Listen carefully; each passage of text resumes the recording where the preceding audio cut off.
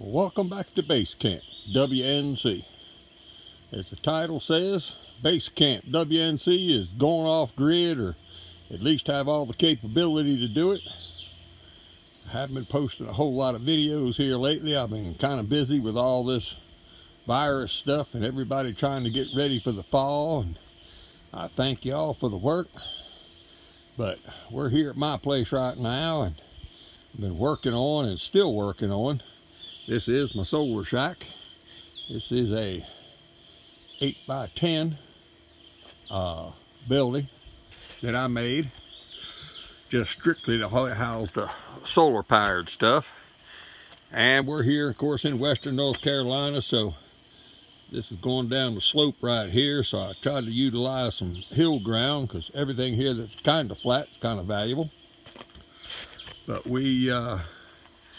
I've been trying to think of how to do this because the property's laid out kind of funny. Let me step back and show you what I mean. Well, right here, of course, is my power pole. And this, where I'm standing here behind the camera, somewhere in here is where the mobile home used to be on this property. And the pole was out here further in the road, and the person before me moved it back there. But it kind of worked out pretty good because from this box I run over to the house where I'm living at now, and from this box I've run up the hill for the shop building and my retirement house I'm building, and the off-grid house up there. Everything's all fed off of this one box. Electric line goes from here down to the spring that pumps the water up the hill that supplies everything. But it kind of worked out because this building right here, the first half, is a DC welder, great big 300 amp welder in that thing. So when I built it, I put it right alongside the power pole because this is the only piece of 220 electric I have on the entire property. And the other half is a generator, and that generator right now is hooked up in this box and through here, so power outages, everything else, we can just go to generator power and we're not losing anything. We have used it quite a bit around here. But let me take you up on the side of the building and show you some of the other stuff we've got going on here and some of my thoughts and reasoning in this thing. Of course, this is the side. The big conduit right here holds the power line coming in, and it'll hold the power line going back out to feed everything. The bottom little piece of conduit just comes over to the generator building. That's the generator power going in. This one box here that I haven't finished is where the solar wire will come down, go in the ground, and down here where I'm clearing right now is where all the solar panels will go. This thing right here is a bathroom vent cover for the outside of a house. That's actually the venting fan for the battery box right now. And we're going with this rusty metal patina. This came off a building as a result of all the western North Carolina wildfires, and it didn't really hurt the metal, it just burnt the galvanized off, so I brought it home and I'm using it for this. My corners are just pieces of vinyl siding from a vinyl house. I'm just painting it, they're like tan color, and I'm painting them dark to kind of blend in with the rusty metal. Let me go you inside and show you what I'm up to. Well, here's the inside, and everybody watching this channel, as you get older, it's harder to see, so before I moved anything in, I brought the sprayer up here, and I sprayed white paint on everything in here so I can at least see. Keeping in my channel's theory of homesteading and prepping for the other 99%, I got 6 lights in here. They're all LEDs. They came from Lowe's. These were the screw-in replacement for can lights in houses. I think I paid a whole big whopping $2 a piece for them. Wired them all up. At least I can see when I'm in here. But this right here is the beast. Now, one quick story. This thing right here is only a 6,000 watt, 220 split phase, low frequency inverter. I was going to put a 12,000 watt in here. I ordered 4 12s and 4 6 kW split phase units. When they finally got here, I had sold all the 12s. I got jobs of them going in, and all but one 6,000 watt one. So I'm not even sure I'm going to end up with it. By the time I get done, I'll probably have sold it one, and I am going to put a 12,000 watt one in. But the line will come in. It'll have another plug here for the generator. I can take the in feed. This is the AC line coming in. Well, let me go back. This thing's a 6,000 watt, 220 split phase.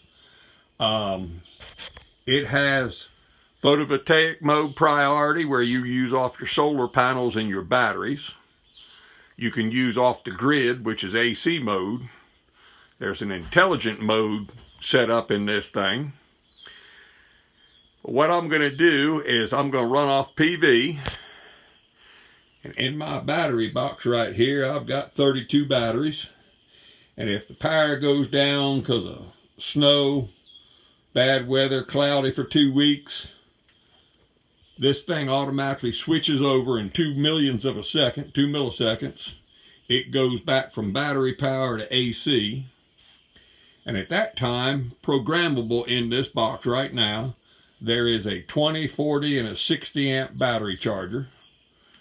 And it has a bypass mode, which means then what everything does is all the electric coming in doesn't have to go through the inverter and through the batteries and back out. It doesn't have to do all that. It just goes straight out to where you need it. And it takes 20, 40, or 60 amps of the power and charges the batteries. These things are really slick. I really do like them. But the AC power comes in here. And the top breaker right there is a 220 breaker that feeds this thing. And then there's one circuit for the outlets in here and one for the lights. Is all this building really has. I have a battery box. And like I said, in here is all the batteries. But what I want to show you is this little boxer fan. And of course that thing came from the Surplus Center catalog, and I'll try to get another screenshot. I did it on the last one. It is 110. It plugs right in here to this power strip. And that thing right there draws 0.1 amps an hour. So it draws a whole big 2.4 amps in 24 hours. Lead acid batteries, of course, off gas. So all that gas rises. So you put the fan at the top, and it blows out. And I think that fan, I'll get the price, but I think they're like $5, 5 something and change from the Surplus Center. Can't beat the price. It runs 24 hours a day, 7 days a week. It's a 10,000 hour motor on that thing, so you got 5 years of running minimum on it. Anyhow, we've got 16 batteries here on the top shelf and 16 on the lower shelf. So I got 32 of them in there. They'll probably be changed. I'm still on the fence about going lithium. It's terrible to see all these batteries out there, and then they're selling them all used because they didn't make it but 4 or 5 years, and they keep advertising they're going to last 25. So right now, I mean, I can start this thing up here.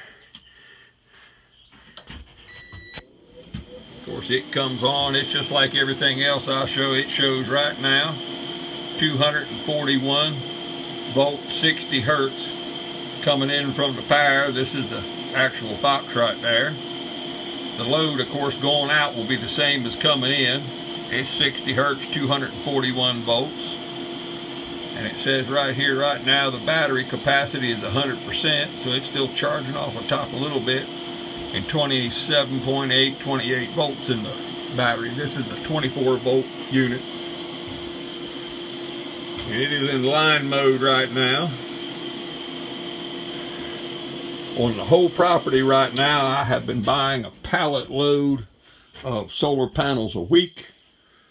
And I have 3 solar panels on the entire property. 2 of them are good. 1 of them was damaged in shipping. And I don't even have enough solar panels for myself to turn this thing on yet. Hopefully the shipment coming next week, I'm going to scavenge them out of it and try to get this thing up and running and finished. But let me take you outside and show you what's going on out there. Right here's the pole, and of course the power line goes out here on an angle. And I don't want to put any panels underneath the power line. So from here over, I'm clearing. And if you can look up here, I've got three more big trees to take down that will be leaning over top the solar array. And I really don't want to have to either take the solar array down later on. It's just easier right now to, I've got 2 trees that I'm working up right now. I'll cut down the rest of these trees and work them up for firewood and then never have to mess with it. But with the 12,000 watt unit, the 6,000 that I have in there right now has a 60 amp MPPT charge controller built into it. The 12,000 watt ones I buy have 2 60 watt MPPT charge controllers in there. And I think it's a total of 56 solar panels I can hook up to it. And then I'm going to put 3 photovoltaic electric hot water heaters, so they'll get 4 panels each, so that's another 12 panels. So I end up having 60 panels from here to the other side of this bank right here. I'll have to fit 60 panels in there, maybe maximum if I get to that. Still got more clearing to do. Hopefully I'm going to get that done this weekend.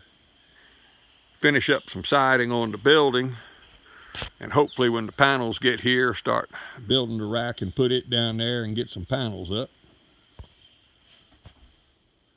But as usual, hopefully next week, by after the 4th of July, I'm going to put one up that Base Camp WNC is off-grid when I want to be. And but if anybody's interested in this kind of system, I've been busy, I can always put somebody else in. Coming down the home stretch, I've been waiting to get all these units in, and I've been going around putting solar panels up and digging trenches and burying wires, and I've got 2 of the people who let me film it. I'm going to put their systems on the channel. But these things are built anywhere from 1,000 watts up to 25,000 watts. You can get whatever size you want, single phase, split phase, all kind of good stuff. Got one right here, if I don't blind you with that light on that thing. This is a 5,000 watt unit. And I got a woman building a schoolie, which is a converted school bus. Now this one right here is everything but the solar charger is not built into it. So that's separate. But this one's kind of neat in that it's actually made for RVs and boats. It counts the hours it sits in float mode. And what it does after, I think it's 110 hours, it sits, it discharges the unit, it discharges the batteries and charges them back up.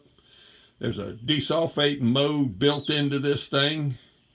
I've been reading the directions on this thing, and I mean, it gets really kind of fascinating with that thing. They've kind of got it really set up, so that time counting thing is like if you have your RV or your boat just sitting all winter long, then you just leave everything plugged in, and after every 110 hours, it discharges them, charges them back up, and keeps it from being in float mode all winter.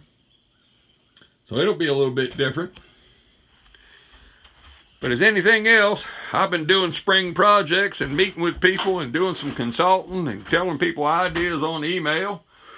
So if you need any help, got any questions, if you're interested in anything, give me a shout. That's what we do. I can help you as much as I possibly can. If you want me to come over and do it for you, I can do that too. Give me a call. My email and everything's there at the bottom. Get a hold of me. But anyway, like always, like it, share it, subscribe, tell your friends about it, and I'll see you next time.